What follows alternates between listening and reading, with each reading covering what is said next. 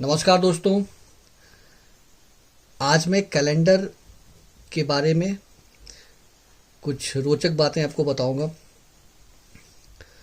हो सकता है आपको पता नहीं हो इसके बारे में, या हो सकता है आप इसके बारे में जानते हो, लेकिन अगर आप जानते भी हैं तो ये किस तरीके से ऐसा होता है उसके बारे में, उसका पूरा प्रोसेस बताऊंगा मैं। और इसका मैं एक वीडियो और बनाया था कैलेंडर का, जिसमें मैंने आपको बताया था कि कैसे एक सामान्य वर्ष में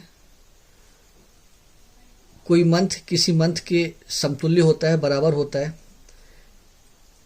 या कोई अधिवर्ष में एक महीना दूसरे महीने के बराबर कैसे होता है। इसके बारे में मैंने इससे पहले वाले वीडियो में बताया था।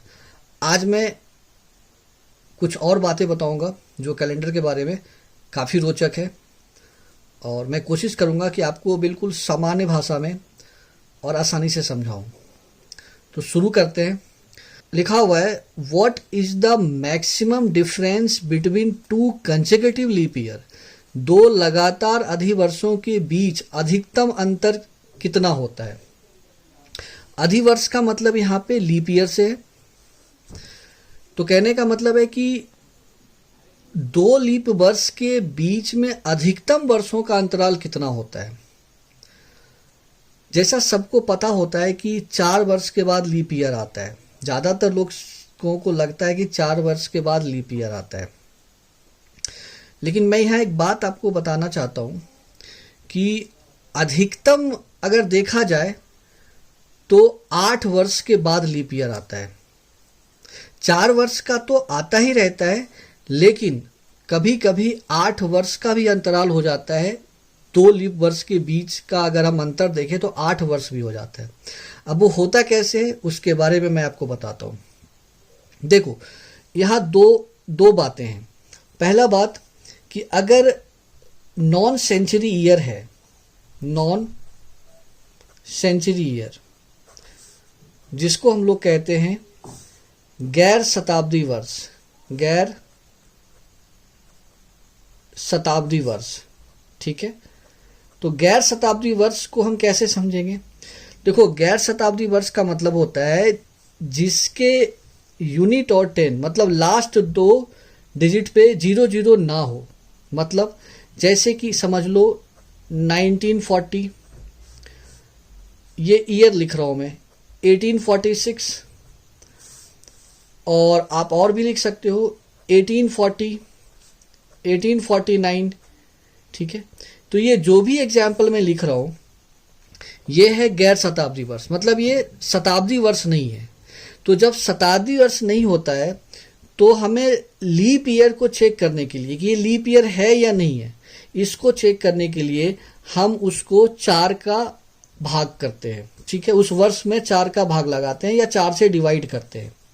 तो गैर शताब्दी वर्ष में अगर मुझे लीप चेक करना है, लीप ईयर को चेक करना है, तो हम लोग क्या करते हैं, उसको डिवाइड करते हैं 4 से। जैसे मान लो मैं इसको चेक करूं, 1940 है तो इसको 4 से भाग करूंगा, ठीक है।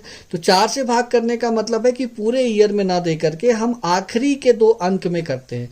अगर भाग लग जाता है पूरा पूरा, कहने का मतलब अगर रिमाइंडर 0 है तो वो लीप ईयर होगा, ठीक है, वो लीप ईयर होगा। जैसा कि इस एग्जाम्पल में हम देख सकते हैं कि 4 का भाग इसमें लग रहा है, मतलब ये एक लीप ईयर है, ठीक है।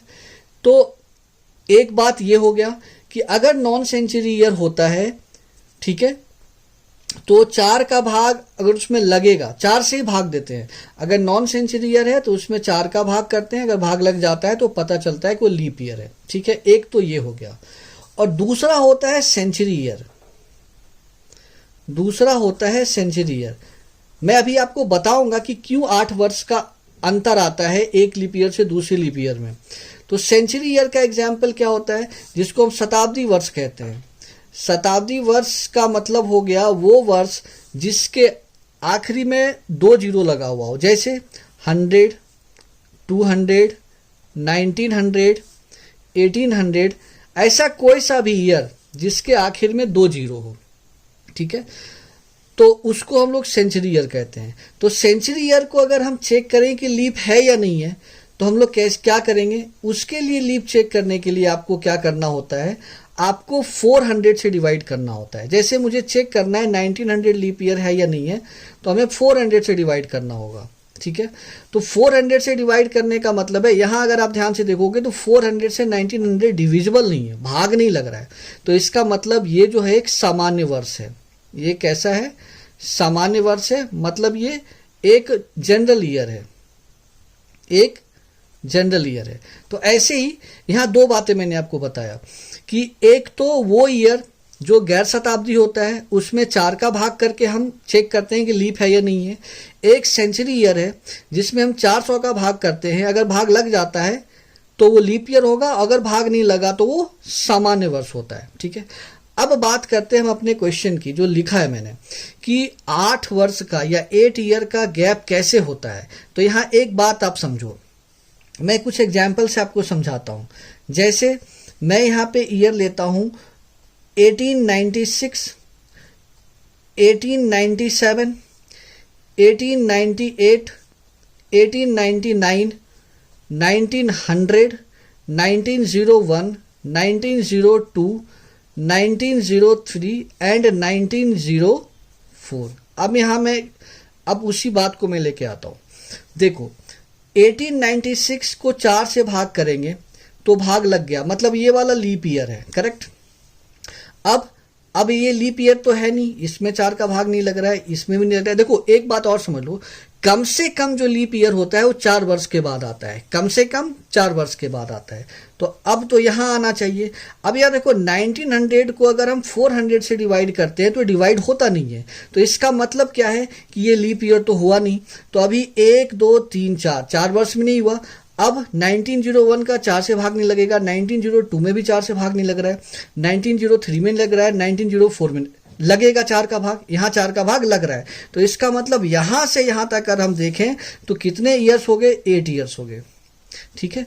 तो इससे क्या पता चला, इससे ये पता चला कि जो अधिकतम लीप वर्ष का अंतराल है वो 8 ईयर्स का होता है, और कम से कम 4 वर्ष तो होता ही होता है। एक एग्जाम्पल से और समझते हैं, एक एग्जाम्पल और लेता हूं जिससे आपको क्लैरिटी मिल जाएगा। जैसे मैं लेता हूं 1996, 1997, 1998, 1999, 2000, 2001, 2002, 2003, 2004। अब यहां ध्यान से देखो 1996 में 4 का भाग लग रहा है, 4 से डिवाइड हो रहा है, मतलब ये वाला ईयर तो लीप ईयर है। लेकिन फिर अब यहाँ 4 ईयर हम देख लेते हैं, यहाँ पे आते हैं। क्या 2000 एक सेंचुरी ईयर है ये, और सेंचुरी ईयर होने के नाते इसको हम 400 से डिवाइड करेंगे, और 2000 तो 400 से डिविजिबल है, इसका मतलब ये वाला क्या हो जाएगा, लीप ईयर हो जाएगा। तो यहाँ तो सिर्फ कितना डिफरेंस आ रहा है, यहाँ आ रहा है 4 ईयर्स का डिफरेंस, ठीक है। तो इससे एक बात क्या समझ में आता है हमें, इसका कंक्लूजन क्या निकलता है। कंक्लूजन ध्यान से सुनना बहुत ही जरूरी है। वो सेंचुरी ईयर जो 400 से डिविजिबल नहीं होता है, वहां 8 वर्षों के बाद लीप ईयर आता है, और वो सेंचुरी ईयर जो 400 से डिवाइड हो जाता है, वहां नॉर्मली जो 4 वर्ष के बाद लीप ईयर आया है वैसे ही आएगा। तो मैं उम्मीद करता हूं आपको ये बात समझ में आ गया होगा और बेहतर तरीके से आया होगा, और इसको आप 1 या 2 बार रिपीट करके देखोगे तो और अच्छे से समझ में आएगा। धन्यवाद।